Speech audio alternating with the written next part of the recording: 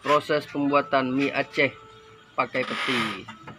Nah, mungkin teman-teman di sini belum pernah merasakan nih mie Aceh pakai peti. Nah, stay tune terus ya, kita lihat prosesnya seperti apa. Itu apa bang? Garam secukupnya. Terus ada penyedap rasa ini teman-teman. Oke, tampilannya sangat menarik nih teman-teman. Wow, enak banget ya. Nah, perlu ditutup supaya masaknya merata teman-teman. Oke, sepertinya sudah berubah warna. Nah, untuk bumbu-bumbunya ini ada bumbu khas dan ini ada sayur-sayur. Ini mie Acehnya. Nah, wow, nikmat banget nih teman-teman. Wow, oke.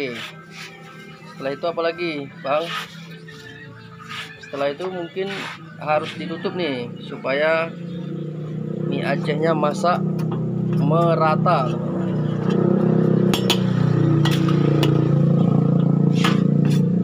Oke, kita tutup kembali. Oke, tutup kembali agar peti yang menjadi campuran mie Aceh itu masak teman-teman ya, dan tidak terlalu bau teman-teman. Kita tunggu aja dulu nih prosesnya. Mie Aceh viral pakai peti.